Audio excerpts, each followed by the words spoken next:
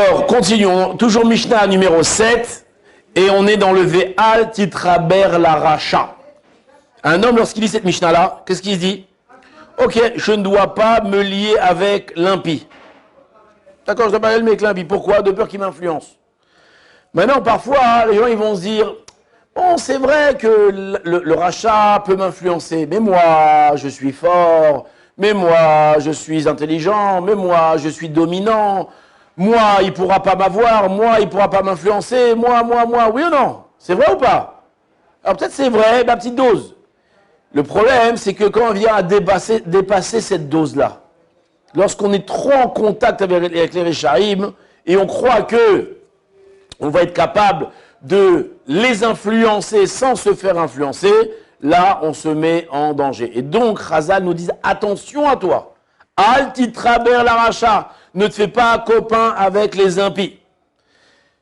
Il y a une histoire, alors je ne sais pas si je l'ai ramené ici ou je l'ai raconté autre part, mais il y a un jour, il y a un rabbin qui a envoyé un de ses élèves dans une communauté pour être rave de la communauté. Et au bout de quelques mois, le jeune élève revient voir le Rav. Le Rav, il dit alors, comment c'est? Il dit, ah là, j'en peux plus. Vous voyez quelle communauté vous m'avez donnée. Ouais. Ils se comportent mal, ils parlent mal, ils ont vraiment des gens, mais oh là là, mais c'est terrible, Rav, terrible. Le Rav, il voit ça, il est très embêté pour son élève. Il a dit, allez, Bezrat Hashem, sois fort, tu vas y arriver. Il s'en va, il revient au bout de l'année prochaine, enfin, un an après. Alors le Rav il dit alors comment ils sont? Il dit Baruch Hashem, tout va bien, des gens super, extraordinaires, vraiment tout va super pour le mieux. Et là le Rav il dit ah ouais, non c'est pas vrai que tout va pour le mieux. J'ai du mal à croire que toute une communauté elle ait pu changer en si peu de temps. C'est pas la communauté qui a changé, c'est toi qui as changé. C'est que lorsque tu es arrivé, tu avais un regard pur. Et tu voyais que les gens se comportaient mal. Mais le fait de les fréquenter, que ça a fait, c'est toi, ça a influencé cette influence à toi. Et là, tu voyais plus le mal, au contraire, tu voyais le mal, tu es devenu comme eux. Ils ont déteint sur toi, c'est pas toi qui as déteint sur eux. Donc on voit que le fait de trop fréquenter les impies, ça peut être dangereux. Maintenant, les gens, malgré tout, ils peuvent se dire, ouais, moi, t'inquiète pas, moi, ça m'arrivera pas. Alors sur ça, Shlomo Ameler, il a un passouk très connu, qui est très mal compris des gens. Dans Kohelet, qu'est-ce qu'il nous dit? Al teid tzadik arbe. Ne sois pas tzadik à l'excès. Qu'est-ce que ça veut dire? Ne sois pas trop tzadik. Qu'est-ce que vous comprenez quand on dit ça? Faut être un peu rachat, c'est ça que ça veut dire. Ne sois pas trop tzadik. Qu'est-ce que ça veut dire? Regardez la suite du verset. Ve'a titrakem yoter lama tisumem.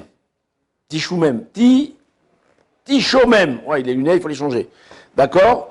Ne sois pas juste à l'excès, ne sois pas sage plus qu'il ne faut, pourquoi t'exposer à la ruine? Comme ça nous dit Shlomo Ameler. Qu'est-ce que ça veut dire? Alors qu'est-ce qui signifie ce verset-là? Parfois les gens ils pensent qu'ils sont imperméables à la faute. Moi la faute elle ne va pas m'atteindre. Et donc quoi? Je vais pouvoir me permettre certaines choses. Ah c'est vrai que la Torah l'interdit ou que les sages l'interdisent. Mais moi, ça ne va pas me toucher. Moi, je suis fort, je suis plus intelligent. Et sur ça, il nous dit, Shlomo Ameler, ne sois pas trop sadique. Arrête de croire que toi, tu as un niveau supérieur et que tu peux aller outre les préceptes de la Torah, les préceptes de Chazal et que tu es plus fort que tout le monde. Méfie-toi, Alti Tzadik Arbe. On amène une preuve de ça, de qui? Vous savez de qui? D'un grand personnage, de Shaoul Ameler. Shaoul, le prophète Shmuel, va lui ordonner, au nom de Dieu, de quoi? D'aller faire la guerre contre Amalek.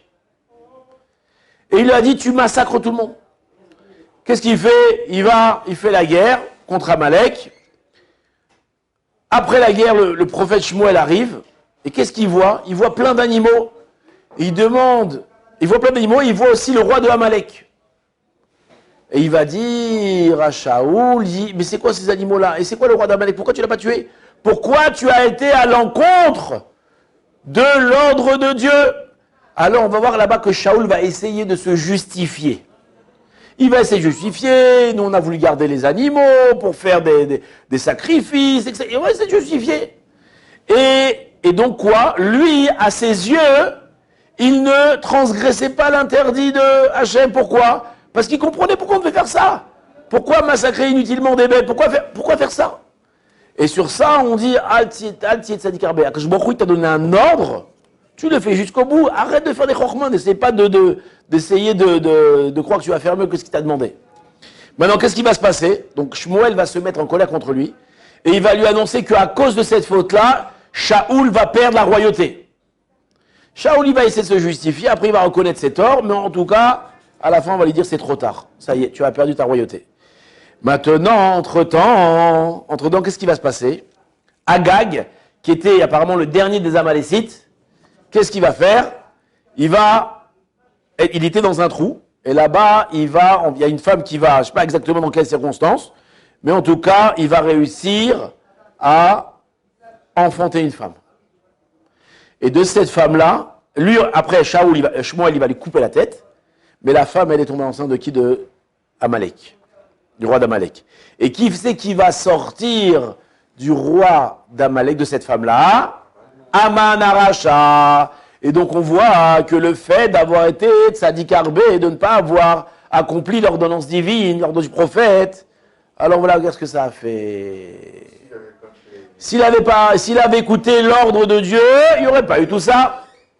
Maintenant, Agag, c'est un des dansants, comment on appelle Aman à Agagi. Il descend de Agag. Alors combien de générations, j'en sais rien, mais il vient de Agag. Agag, c'est le père d'Amalek. C'est pas le père papa, c'est un des descendants. Maintenant, le Rav Elchanan Wasserman, il ramène un machal du Rav Israël Salanter. Ce machal-là, peut-être vous le connaissez, vous l'avez déjà entendu, mais sachez qui le dit, ce machal. Le Rav Israël Salanter. Ça veut dire, toujours on répète, c'est pas important qu'est-ce qui est dit, c'est important qui le dit. Donc quand c'est un machal du Rav Israël Salanter, on le prend avec beaucoup de sérieux. Un jour, il y a un roi, il demande à un fidèle serviteur, il lui a dit, écoute, j'ai une mission pour toi. Je veux que tu ailles voir tel roi, d'accord? Pour une mission, apparemment il donne une mission un petit peu bidon. Et il dit, mais attention, je ne veux pas, sous aucun prétexte, que tu fasses un pari avec lui. Sous aucun prétexte, tu fais un pari avec lui. Pas de problème au roi, je ne parierai pas. Qu'est-ce qu'il fait? Le fidèle serviteur va voir le roi et il parie. Ouais, c'est sûr que c'est comme ça, non, c'est pas comme ça qu'il va parier. Qu'est-ce qu'il va? Il va donc voir le roi, il commence à faire sa mission, il commence à discuter, et le roi, il est avec les ministres, comme ça, ils discutent tous ensemble, et le roi, il lui dit, mais ça fait pas trop mal. Et il lui dit, hein? Qu'est-ce qui... Ouais, ça fait pas trop mal. De quoi tu parles? Bah, ta bosse. Quel boss? Bah, t'es bossu. Mais je suis pas bossu. Mais comment t'es pas bossu? T'es bossu. Mais je suis pas bossu du tout. Bah, arrête, tu le caches. On voit que tu le caches, mais on voit que t'es bossu. Ça te fait mal? Tu souffres de ça? Je dis, mais qu'est-ce qu'il faut raconter? Je suis pas bossu. Mais si, arrête, t'es bossu. Et les mais si vous... Arrête, ça va, on voit que t'es bossu. Bah, arrêtez de dire que je suis bossu. Monsieur, mon ami, arrête mon œil que t'es pas bossu. Je te parie 1 million de roubles que t'es bossu. Mais je vous dis que je suis pas bossu. Ah ouais? 1 million de roubles, je te prouve, et je te donne si t'es pas bossu. Alors là, le bonhomme, il se rappelle que le roi lui avait interdit de jurer. Mais qu'est-ce qu'il a de parier? Mais qu'est-ce qu'il se dit? Là c'est tout bénef. Ouais, je vais leur prouver que je suis pas bossu. Il dit 1 million, ouais, je suis prêt à parier 1 million. Allez, vas-y, parie 1 million, ok. Amenez 1 million, on lui montre, là, on lui montre. Et donc, qu'est-ce qu'il fait, le bonhomme? Il enlève sa chemise, il se met torse nu, et il montre à tout le monde qu'il n'est pas bossu. Et tout le monde dit, ah ouais, c'est vrai. Ah ouais, en effet, il n'est pas bossu. Ah bah ouais, bon, bah on a perdu. Oh là, vraiment, on est bête, hein. Bon, tiens, 1 million, il donne 1 million. Et là, tout content, le bonhomme, il rentre chez son roi. Alors, qu'est-ce que ça fait? Il dit, ah, j'ai une grande nouvelle pour toi, au roi. J'ai gagné 1 million pour la couronne. Il dit, comment t'as gagné 1 million? Il lui a raconté l'histoire, voilà, ils m'ont dit parier, mais c'est vrai que moi, il dit pas parier, mais c'était du tout gagné, donc je me suis permis. Il dit, mais espèce d'imbécile, je t'ai dit de pas parier, mais qu'est-ce que c'est? Au contraire, j'ai tout gagné ici. Mais t'as pas compris, moi j'ai parié 5 millions avec ce roi-là qu'il ne réussirait pas à déshabiller un de mes ministres, un de mes trucs. Il a réussi. Il a parié sur le mot des cheval. Or, en tout cas, c'est ce qu'il dit, et c'est ce qu'on croit. Lorsqu'on croit faire des choses, parce qu'on se croit plus intelligent que la Torah, on se croit plus intelligent que les sages, sache qu'à la fin, on se plante. D'accord? C'est pour ça qu'il faut maintenir une discipline rigoureuse et d'écouter les paroles des sages, écouter les paroles de la Torah et pas s'amuser à essayer de faire les choses comme ça à droite à gauche. Et donc c'est ce que nous dit le verset, ne sois pas trop sadique. Ça veut dire, c'est quoi trop de sadique? Au-dessus, croyez plus de sadique que la Torah. Fais ce que la Torah te demande, comporte-toi comme il faut, et au moins tu es sûr de ne pas te tromper. La conclusion, elle est de Altit Sadik Arbe, de ne pas se frotter au mal. De ne pas se frotter au mal. On n'a aucune chance face au mal. Donc l'homme, il dit, ouais, non, moi je vais aller me battre contre l'Yetzara, je vais faire ci, je vais faire ça. Ne t'amuse pas avec lui, il est plus fort que toi. Il est plus fort que toi. Et c'est ce que ça, le verset nous dit. Altit Sadik Arbe, ne sois pas sadique, beaucoup, ça ne crois pas que tu ne te prends pas pour un sadique qui est au-dessus des préceptes de la Torah, où toi tu es capable de faire face au mal. Et rappelez-vous ce que le Graï disait. La sagesse, elle n'est pas de se battre contre le mal. C'est vrai que si tu te bats contre le mal et que tu arrives à le vaincre, tu recevras un grand salaire. Mais la sagesse, elle n'est pas de se battre avec le mal. La sagesse, elle est de fuir le mal, de s'éloigner du mal. Et toujours la parabole qu'on avait donnée, qu'est-ce qui est mieux?